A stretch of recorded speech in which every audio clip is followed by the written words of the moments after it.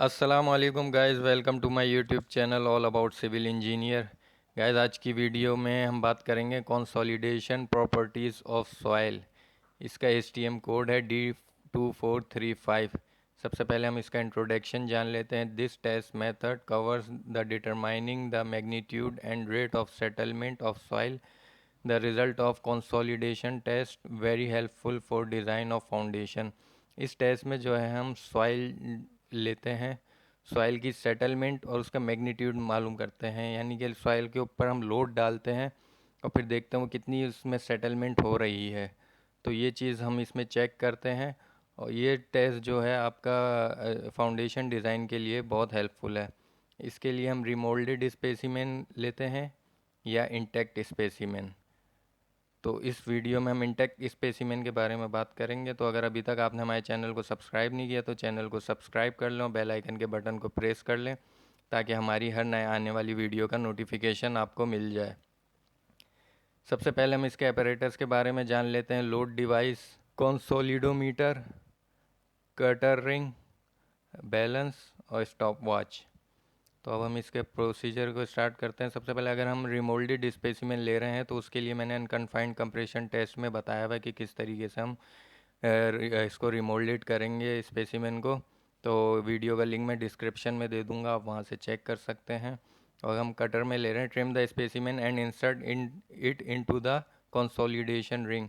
हम ये जो कटर है इसमें हम लेंगे जो हमारी सॉइल है, जहाँ भी फाउंडेशन हम बना रहे हैं उस जगह पे जो है हम इस कटर को रख के इसको अंदर पेनिट्रेट करेंगे और सैंपल को इसके अंदर ले लेंगे, कटर के अंदर।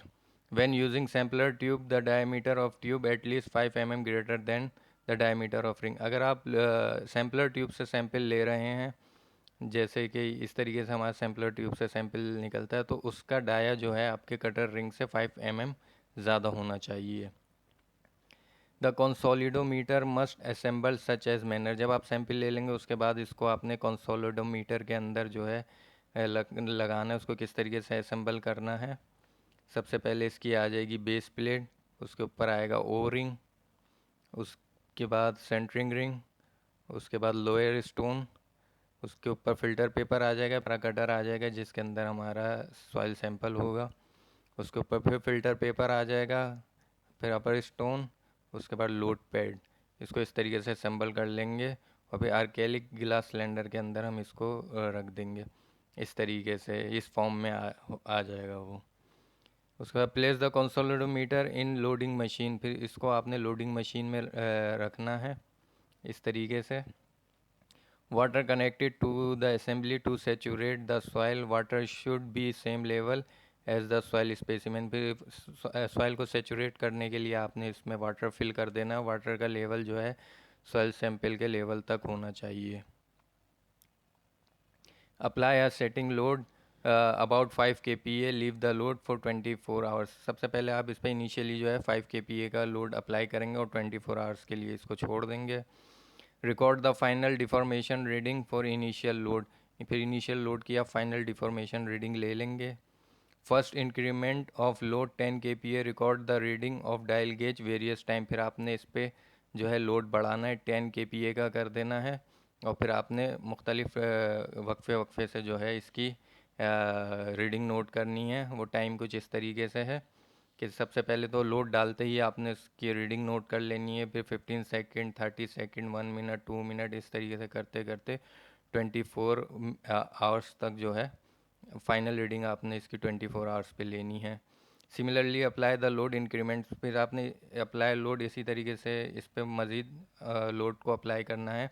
जैसे 10 kPa था, फिर 20 अप्लाई करना है 24 आवर्स के बाद। फिर इसी टाइमिंग के हिसाब से आपने इसकी रीडिंग नोट करनी है। फिर 40 लोड अप्लाई करना है, फिर इस टाइमिंग से आपने रीडिंग नोट करनी है। तो ये जितने लोड लिखे हुए हैं इतने आपने अप्लाई करने हैं। अब हम इसकी ऑब्जर्वेशन जान लेते हैं। देखिए इस तरीके से टाइम इंटरवल हमारे ये लिखे हुए हैं और ये हमारा लोड लिखा हुआ है 10, 20, 40, 80, 160 kPa। तो इस तरीके से हमने टाइमिंग के हिसाब से जो है इसकी रीडिंग्स जो है वो अपने पास नोट कर ली है। तकरीबन 7-8 दिन का टेस्ट होगा ये। तो इसकी इनिशियल और फाइनल रीडिंग जो है हम अपने पास नोट कर लेंगे फर्दर कैलकुलेशन के लिए। और मज़ीद हमें ऑब्ज़र्वेशन में क्या चाहिए, डायमीटर जो है इसका हमें मालूम होना चाहिए, रिंग का डायमीटर कितना है, उसकी हाइट, उससे हम एरिया निकाल लेंगे, रिंग का वॉल्यूम निकाल लेंगे, स्पेसिफिक ग्रेविटी जिस सॉइल पर हम ये टेस्ट कर रहे हैं उसी के रिप्रेजेंटेटिव जो है सॉइल की हम स्पेसिफिक ग्रेविटी भी लेंगे, और इस सॉइल का वेट लेंगे जो इसके कटर के रिंग के अंदर है। तो हम रिंग के साथ इसका वेट लेंगे, फिर रिंग का वेट माइनस कर देंगे तो हमारे पास सॉइल का वेट आ जाएगा। अब हम इसकी कैलकुलेशन स्टार्ट कर लेते हैं। ये हमारे पास इसका लोड लिखा हुआ है केपीए में, इनिशियल रीडिंग आ गई, हमारे पास फाइनल रीडिंग आ गई 5 केपीए हमारे पास सेटिंग के लिए हमने लोड अप्लाई किया था। अब हमें मालूम करना है स्पेसिमेन हाइट, जिस तरीके से इस पे लोड बढ़ता रहेगा इसकी हाइट कम होती रहेगी, तो वो हाइट हम किस तरीके से कैलकुलेट करेंगे। स्पेसिमेन हाइट फाइनल रीडिंग, ये हमारी स्पेसिमेन की हाइट है 19.05 और हमारी जो फाइनल रीडिंग आ रही है 10 केपीए पे 0.056, तो हम स्पेसिमेन हाइट को 0.056 से माइनस करेंगे तो हमारे पास इसकी जो है हाइट आ जाएगी। 10 केपीए लोड पड़ने के बाद हमारी कितनी हाइट हो गई, इसी तरीके से सारे लोड्स की जो है हाइट हमारे पास आ जाएगी। फिर हम एक्सेल स्ट्रेन परसेंट निकालेंगे, इसके लिए हम जो है 10 केपीए का निकाल लें तो 18.994 को डिवाइड करेंगे, जो हमारी स्पेसिमेन की इनिशियल हाइट थी 19.05 से डिवाइड कर देंगे 100 से, और फिर वैल्यू को माइनस कर देंगे 100 से, तो हमारे पास इस तरीके से इसकी परसेंटेजेस आ जाएंगी एक्सेल स्ट्रेन की। अब वॉइड रेशो हमने निकालना है, इसका जो सबसे इम्पोर्टेंट है वॉइड रेशो क्या है कि हमारी सॉइल जो हमने सैंपल लिया है उसमें वॉइड बहुत सारे होंगे, तो जिस तरीके से लोड बढ़ता रहेगा उसके वॉइड जो है वो कम होना शुरू हो जाएंगे। तो वो हम किस तरीके से कैलकुलेट करेंगे, उसके लिए हमें इसकी हाइट ऑफ सॉलिड मालूम करनी पड़ेगी। हाइट ऑफ सॉलिड का फार्मूला ये है, ये जो हमारा सॉइल का सैंपल है इसका वेट 63.3 ग्राम्स था, इसको हम डिवाइड करेंगे स्पेसिफिक ग्रेविटी, जो इस सॉइल की स्पेसिफिक ग्रेविटी है उससे डिवाइड करके मल्टीप्लाई बाय 1 कर देंगे। 1 हमारे पास वाटर की स्पेसिफिक ग्रेविटी है, फिर 1 डिवाइडेड बाय 28.3 ये हमारा एरिया है, रिंग का इंटरनल एरिया है। तो ये इसको हम कैलकुलेट करेंगे तो हमारे पास आ जाएगा 8.537 mm हाइट ऑफ सॉलिड आ जाएगी, यानी कि ये 8.537 अगर हमारा इतना वेट हमने सॉइल का लिया है तो हमारी स्पेसिमेन की हाइट उसमें से वाइड निकाल दें तो 8.537 mm होगी। तो अब हम इसकी वाइड रेशो निकाल लेते हैं। जैसे हमारी इनिशियल स्पेसिमेन की हाइट है 19.05, इसको माइनस करेंगे हाइट ऑफ सॉलिड से, डिवाइड कर देंगे हाइट ऑफ सॉलिड से, तो हमारे पास आ जाएगा 1.231। इसी तरीके से हम सबकी अलग अलग जो है कैलकुलेट करके वाइड ऑफ रेशो निकाल लेंगे। फिर फर्दर हमने इसका ग्राफ बनाना है। ग्राफ बनाने के लिए हमें इंटेंसिटी प्रेशर केपीए चाहिए होगा और वाइड ऑफ रेशो।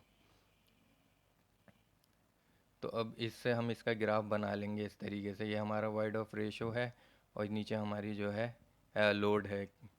तो इस हिसाब से हम इसका ग्राफ बनाएंगे और इस ग्राफ का शेप जो है वो इसी तरीके से ही होता है। तो इसके बाद जब हम इसका ग्राफ बना लेंगे उसके बाद हम इसकी कंप्रेसिबिलिटी और कोफिशिएंट कंसोलिडेशन मालूम करते हैं कि किस तरीके से कैलकुलेट की जाती है, तो वो मैं आपको नेक्स्ट वीडियो में बताऊंगा। वीडियो बड़ी लंबी हो गई है, तो अगर कोई भी कन्फ्यूजन है आपको इस वीडियो में तो आप कमेंट में कमेंट कर सकते हैं, और अगर आपको इसकी कंप्रेसिबिलिटी और कंसोलिडेशन की वीडियो देखनी है, मालूम करनी है, तो उसके लिए भी आप मुझे कमेंट में बता सकते हैं। सो गाइज़, आई होप आपको वीडियो अच्छी लगी होगी। वीडियो अच्छी लगी तो वीडियो को लाइक करें, चैनल को सब्सक्राइब करें। Thanks for watching.